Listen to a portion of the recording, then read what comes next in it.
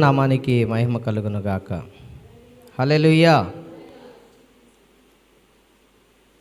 అందరికీ వందనాలండి. మరి ఈ సమయంలో కొద్దిసేపు కొన్ని మాటలు మనం నేర్చుకుందాం. చదవబడినటువంటి ఈ యొక్క వాక్య భాగంలో దేవుడు తెలియపరుస్తున్నటువంటి మాటలు ఏంటంటే, మనం ప్రార్థన చేస్తూ ఉంటాం, కానీ కొన్నిటికి జవాబులు వెంటనే రావు. దేవుడు ఆలస్యం చేస్తున్నాడు అనుకుంటారు చాలామంది, కానీ మనం వదిలిపెట్టకుండా అడగాలంట దేవుణ్ణి. ఎలా అడగాలి? వదిలిపెట్టకుండా అడగాలి. ఇక్కడ కానాను స్త్రీ అయినటువంటి ఈ కానాను స్త్రీ ఎవరంటే ఒక యూదురాలు కాదు, ఒక అన్యురాలు. యేసు ప్రభువు వారు ఉన్న దినములలో నశించిన ఇశ్రాయేలు యొద్దకి నేను వచ్చి ఉన్నాను, కానీ మీ కొరకు నేను రాలేదని యేసు ప్రభువు వారు చెప్పారు.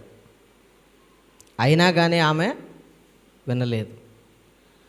ఇంకేమంటున్నాడు? కుక్క పిల్లలకి ఇది పెట్టడం యుక్తం కాదు అని చెప్పినప్పుడు కుక్క అన్నా కూడా ఆమె ఏమంటుంది? అయినా కూడా ఆమె సహాయాన్ని కోరుకుంటుంది ప్రభువుని. అంటే చూడండి, ఆమె విశ్వాసం ఎంత గొప్పగా ఉందో. ఆమె యూదురాలు కాదు, దేవుణ్ణి ఎరిగినటువంటి స్త్రీ కాదు, కానీ ఆమెకు ఒక విశ్వాసం బలంగా ఉంది. ఏంటంటే, నా బిడ్డ స్వస్థపడాలంటే, నా బిడ్డ ఆరోగ్యం పొందుకోవాలంటే నేను యేసు దగ్గరికి వెళితే మార్గం దొరుకుతుంది అనుకుంది. ఎక్కడికి వెళ్తానంట? యేసు దగ్గరికి వెళ్తే మార్గం దొరుకుతుంది అనుకుంది. నాకు పరిష్కారం ఎక్కడ దొరికిద్ది అనుకుందంటే, యేసు ప్రభు వారి దగ్గరే దొరుకుతుంది. ఎక్కడ దొరుకుతుందంట?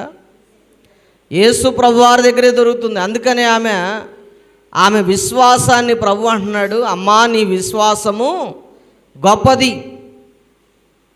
ఎందుకంటే ఏ యూదుడు కూడా అలా అడగలేదు. ఒక అన్య స్త్రీ అడిగినట్టుగా, దేవుని ఎరగనటువంటి స్త్రీ అడిగినట్టుగా ఏ యూదుడు కూడా ఆయన అడగలేదు. అందుకనే అమ్మా నీ విశ్వాసము గొప్పది, నీ కుమార్తె అంటే నువ్వు కోరుకున్నట్టుగానే స్వస్థత పొందుకుంటుంది అని చెప్పాడు. అంటే దానికంటే ముందు ఆమెను ఏమన్నాడు? ఇది నీకు ఇచ్చేది కాదు, ఇది ఇశ్రాయేలుకి ఇచ్చేది, కాబట్టి మీ దగ్గరికి రావడానికి కుదరదు, నేను ముట్టడానికి కుదరదు, మిమ్మల్ని అంటుకోవడానికి కుదరదు. ఎందుకంటే యూదులు అన్యులను అసలు అంటుకునేవారు కాదు, అంటరాని వారుగా చూసేవారు. యేసు ప్రభు దేవుడు యూదులకు మాత్రమే అని వాళ్ళు భావించేవారు. యేసు ప్రభు వారు కూడా ఒక యూదుడే. అర్థమవుతున్న ప్రియమైన దేవుని బిడ్డలారా? కాబట్టి ఈ కానాను స్త్రీ దేవుని దగ్గరికి వెళ్ళి అడుగుతుంది ఏంటంటే, నా కుమార్తె దెయ్యం బట్టి ఉంది, బాధపడుతుంది, దెయ్యం చేత బాధపడుతూ ఉంది, నా కుమార్తెకు విడుదల కావాలి, కాబట్టి మీరు రండి, మీరు సహాయం చేస్తే చాలు అని చెప్పేసి యేసు ప్రభువారిని వేడుకుంటూ ఉంది. ఈ రోజుల్లో ఎవరైనా ఒక విశ్వాసిని కుక్క అంటే మళ్ళీ రేపు దేవుని సందుకు వస్తారా? ఇది నీకు కాదు పెట్టవలసింది, ఇది కుక్కలకు పెట్టామంటే మనం ఏమంటాం? మళ్ళీ పాస్టర్ గారిని మార్చేస్తాం వెంపటిని. ఎందుకంటే ఇది కుక్కలకు కాదు పెట్టేది అని అంటే మాట పడం మనం. కానీ ఆమె ఏమంటుంది తెలుసా?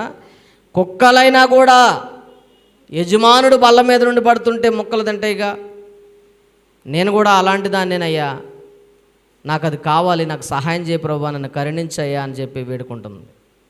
ఇంకా శిష్యులు కూడా ఏమంటున్నారు? ఈమెను వెనక్కి పంపించేయి, ఎందుకు ఆమెతో మాట్లాడుతున్నావు నువ్వు?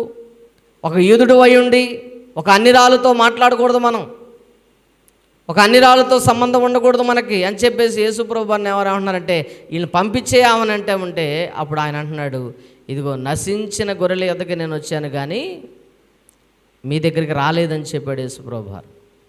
అంటే అప్పటికి ఇంకా అన్యులకి సువార్త అందించబడలేదు, అప్పటికి ఇంకా సువార్త ప్రారంభించబడలేదు. ఎందుకంటే యేసు ప్రభువారు మరణం తర్వాత, పునరుద్ధానుడైన తర్వాత సువార్త ప్రకటించబడింది.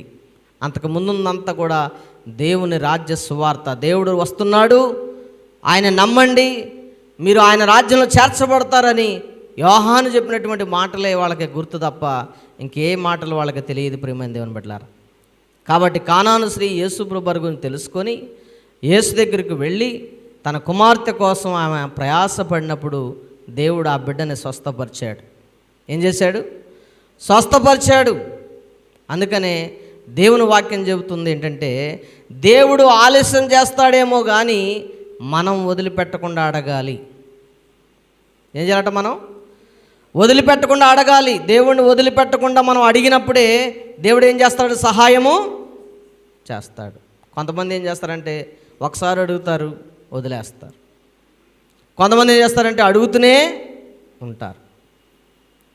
ఏమండి, బైబిల్లో ఒక న్యాయాధిపతి ఉండవు. లూకాసు సువార్త 18వ అధ్యాయంలో ఉంటుంది. ఆయన కఠినాత్ముడైనటువంటి న్యాయాధిపతి అంట. ఎవరి మాట వినటువంటి వ్యక్తి. ఒక ముసలావిడ ప్రతిరోజు న్యాయం కోసం ఆయన దగ్గరికి వెళ్ళేదంట. ఎక్కడికి వెళ్ళేది? ప్రతిరోజు ఆ న్యాయాధిపతి. ఆయన న్యాయం చేయడానికి ఇష్టపడేవాడు కాదంట, కఠినాత్ముడు అంట ఆయన.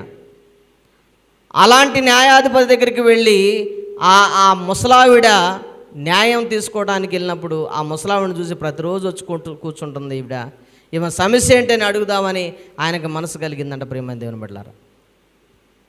అంటే అంత కఠినాత్ముడైనటువంటి ఒక న్యాయాధిపతి న్యాయం తెచ్చినప్పుడు మన దేవుడు జాలి కలిగిన వాడు, సమాధానం కలిగిన వాడు, సంతోషం కలిగిన వాడు, అందరినీ ప్రేమించేవాడు, అందరికీ ప్రభువై ఉన్నటువంటి దేవుడు. మరి ఆయన న్యాయం తీర్చడా? ఏమండి, ఒక అన్నిరాలైనప్పటికీ వాళ్ళ పాపను చూడలే యేసు ప్రభు వారు. వాళ్ళ పాపను ముట్టుకోలా.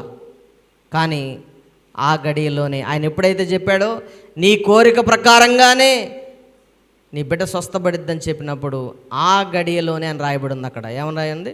ఆ గడియలోనే ఆ బిడ్డ స్వస్థత పొందుకుంది. చూడండి, అంటుకోకుండా, ముట్టుకోకుండా, వెళ్ళకుండా మాట ద్వారా దేవుడు కార్యం చేశాడు. చూసారా ప్రియమైన దేవుని బిడ్డలారా? కాబట్టి మన విశ్వాసము ఎంత గొప్పగా ఉందో దేవుడు చూస్తాడు. ఏంటంట? మన విశ్వాసాన్ని దేవుడు చూస్తున్నాడు.